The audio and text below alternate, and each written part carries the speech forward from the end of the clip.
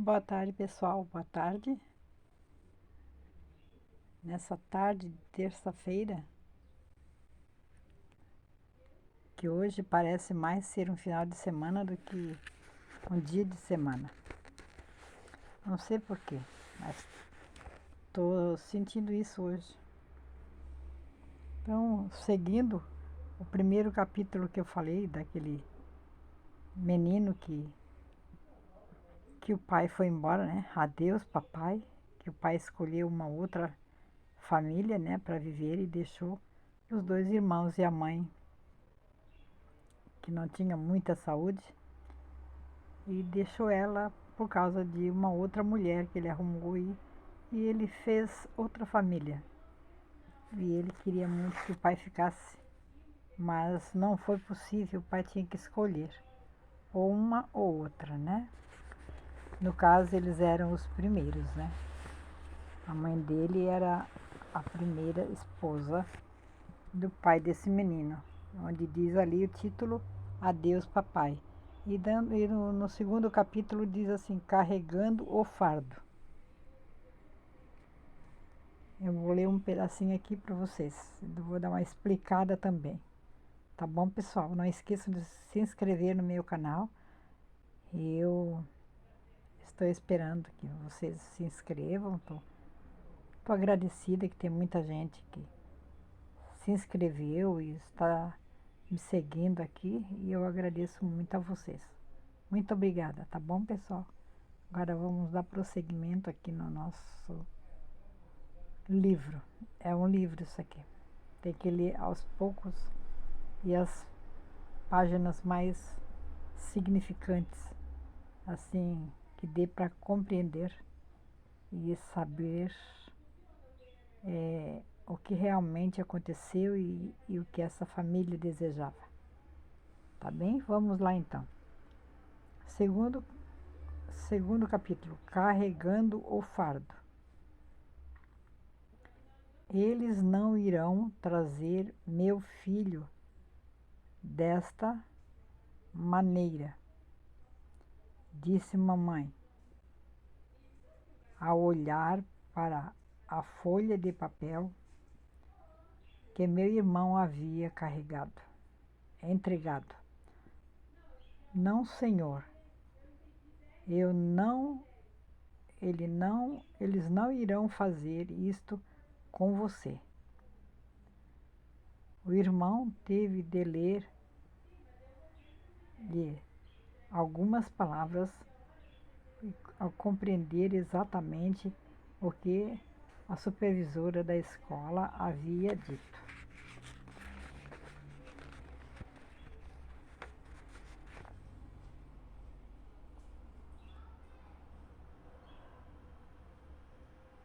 O que você irá fazer, mamãe? Perguntei, surpreso. Nunca me havia ocorrido que alguém pudesse mudar alguma coisa quando as autoridades escolares tomavam decisões. A mamãe, amanhã eu vou lá acertar isto, disse ela, a julgar pelo tom de sua voz.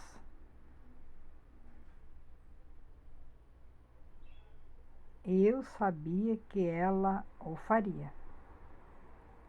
Meu irmão, 2 anos mais velho do que eu estava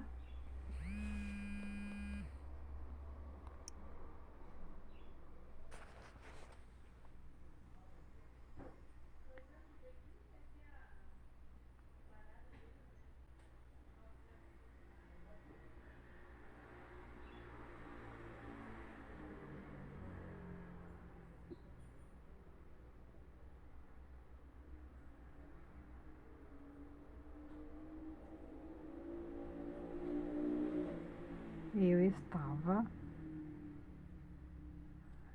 A gente está fazendo alguma coisa? sempre entra um canal para atrapalhar a leitura da gente. É impressionante, eu não sei o que é que interrompe tanto a gente nesse celular. Não é nada. Amanhã eu vou lá acertar isto, disse ela, e julgar pelo tom de sua voz. Ao julgar pelo tom de sua voz, eu sabia que ela o faria. Meu irmão, 2 anos mais velho do que eu, estava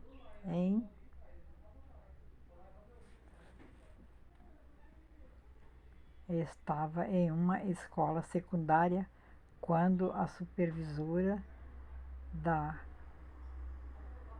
escola resolveu colocá-lo em um curso técnico profissionalizante. Suas notas outrora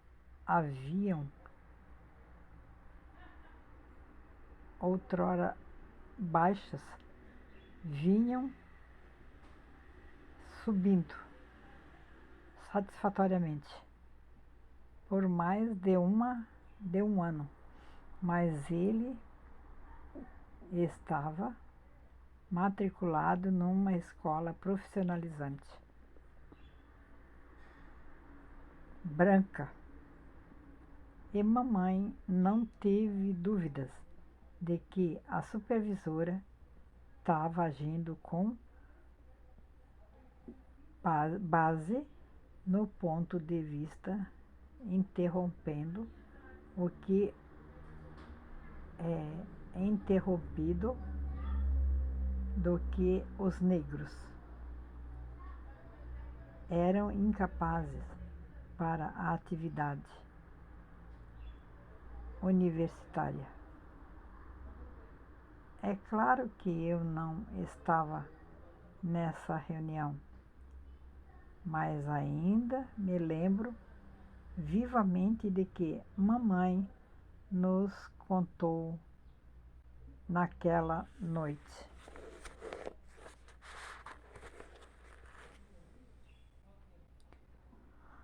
Eu disse àquela supervisora: meu filho irá para a faculdade. Eu não quero em nenhum curso profissionalizante. Ela então pôs a mão sobre a cabeça do meu filho. Seu filho, você vai estar agora com cursos preparatórios para a faculdade. Essa história ilustra o caráter de minha mãe. Ela não era uma pessoa que permitia que o sistema ditasse sua vida. Mamãe tinha uma compreensão clara de como as coisas deveriam ser para nós. Minha mãe é uma mulher atraente, 1,60 m de altura e esbelta, embora quando éramos garotos eu dissesse que ela era de tamanho médio. Hoje ela sofre de artrite e problemas cardíacos, mas não acho que ela tenha diminuído muito o seu ritmo de atividade. Mamãe tem uma clássica personalidade, tipo a diligente, tendo em vista um alvo com a tendência de exigir o melhor de si mesmo em qualquer situação, recusando contentar-se com menos. Ela é muito insistente e inteligente, uma mulher que compreende rapidamente o significado global em vez de procurar detalhes. Ela tem uma capacidade natural, um senso intuitivo que a habilita a perceber o que deve ser feito, isto é, provavelmente sua mais notável característica. Por causa desta decidida, talvez compulsiva, personalidade que exigia tanto de si mesma, ela infundiu em mim um pouco desse espírito. Não quero retratar minha mãe como perfeita, porque ela também era humana. Às vezes, sua recusa de permitir-me contentar com menos do que o melhor me parecia impor numa exigente cruel, mesmo quando ela acreditava em algo. Apegava-se a isto e não desistia. Eu nem sempre gostava de ouvi-la dizer: meu filho, você não nasceu para ser um fracassado. Você pode fazer isto? Ou uma de suas frases favoritas: apenas peço ao Senhor e Ele o ajudará. Então virou ele, né? Que esses dois meninos, tá, o pai primeiro, foi no primeiro capítulo, né? Esse é o segundo, que deixou eles, né? Com a mãe. A mãe dele era uma pessoa esbelte, uma pessoa de 1,60 m, uma pessoa decidida, não aceitava, se ela tinha razão, ela não aceitava ou não, ela não aceitava o fracasso. Ela sempre dizia para os filhos que eles não nasceram para ser um fracassado. Ela tirava a TV deles, não deixava eles ver televisão. Muito pouco eles viam, olhavam um pouquinho a TV. Naquele tempo, faz alguns anos já isso. E ela chegava do trabalho, porque ela trabalhava de limpeza de casa e babá. Nos Estados Unidos, hein? Cidadã americana. Só porque eram pretos. Eles eram muito maltratados pela sua cor. E isso não se faz. Somos todos iguais. Todos irmãos. Né? E tem muitas pessoas, muitos países que são muito preconceituosos, né? E isso é ruim, isso, né? Isso deixa as crianças tristes, os meninos, as moças, eles se sentem um fracassado. Mas a mãe deles era muito sábia e não deixava que eles se sentissem um fracassado. Ela sempre dizia que eles nasceram para vencer. E ela queria vê-los formados. Vocês não, hoje vocês podem servir alguém, mas amanhã ou depois alguém vai servir vocês. Porque ela cria num Deus todo-poderoso. Ou ela crê, eles, né? Deus não é Deus de fracasso. Ele é o dono do mundo, ele manda em tudo, ele sabe tudo, o que tem que ser feito. Por isso deixou suas profecias com muita inteligência, com muita sabedoria. Deus é o Deus do impossível e ele é o Deus inteligente. E ela era muito de Deus. E ela não admitia os filhos fracassados. Ela reescolhia a roupa para eles vestirem. Eles iam para a igreja sempre dias de culto, certinho na igreja. ir para a escola, e ela cobrava deles que eles fossem estudar, que não ficassem em frente da televisão, que não ia levá-los a nada. Ela foi uma mulher muito inteligente. Ele conta que é, ela tinha assim como é que às vezes eu tenho um pouco também disso. Ela era como uma pessoa que tinha psicologia, que pegava as coisas no ar. E qualquer conversa, qualquer assunto, qualquer coisa, já dá algo no cérebro da gente que a gente já sente que não era assim, ou é assim, ou é ou não é. Eu tenho um pouco disso também. Eu esqueci agora a palavra certa, mas ela era uma mulher muito inteligente e sozinha criou aqueles filhos trabalhando, aprendeu a ler depois já de idade, um pouco de idade, que o professor dela era patrão dela e ele ensinou ela a ler. E ela se sentia muito orgulhosa dos filhos. Então, ela não aceitava assim, né, essa discriminação, né?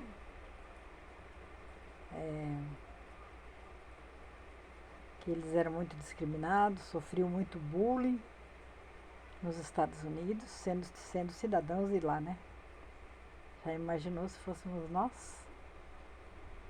Né? Eles não devem fazer isso. E lá Los Angeles mesmo tem muitas pessoas de cor, muitas pessoas pretas, negras. O que é que tem? O que é que tem? Se eu fosse uma mulata, uma mulher preta, eu não era uma pessoa também? Todo mundo é igual. Ninguém é mais do que ninguém. Né? Eles sofreram muito. Aqueles dois meninos sofreram muito e a mãe também. Né? Então, mas o que aconteceu com eles depois foi muito importante. Muito. Diz que às vezes ele entrava no elevador com outros médicos, cirurgiões, que ele foi um também. Ele é o maior cirurgião, o melhor cirurgião do mundo. Ele, ele, ele foi o primeiro a conseguir separar dois siameses, duas crianças. Ele separou. Levou acho que 15 horas ou 20 e poucas horas de cirurgia. Aquele menino, hein, que sofreu na mão dos brancos, da escola, de supervisor, de orientador, de professor, de alunos. Eles sofreram muito. Eu sei toda a história deles. Eu estou contando para vocês em partes. Né? E o irmão dele é engenheiro e não sei o que é uma coisa eletrônica, uma coisa assim. Engenharia. Ele é engenheiro. E ele, cirurgião. Aquele que pedia muito para o pai ficar. O mais novo. Cirurgião. Um grande cirurgião. Agora já não trabalha mais. Tem livros dele e tem filmes também. Fizeram filme também da vida deles. Né? Muito importante. Isso é muito comentado. No Brasil também já foi comentado várias vezes na TV. Até na TV, no SBT, né? Por repórter que teve procurando esse pessoal para saber como eles viviam, tudo. É uma história muito bonita.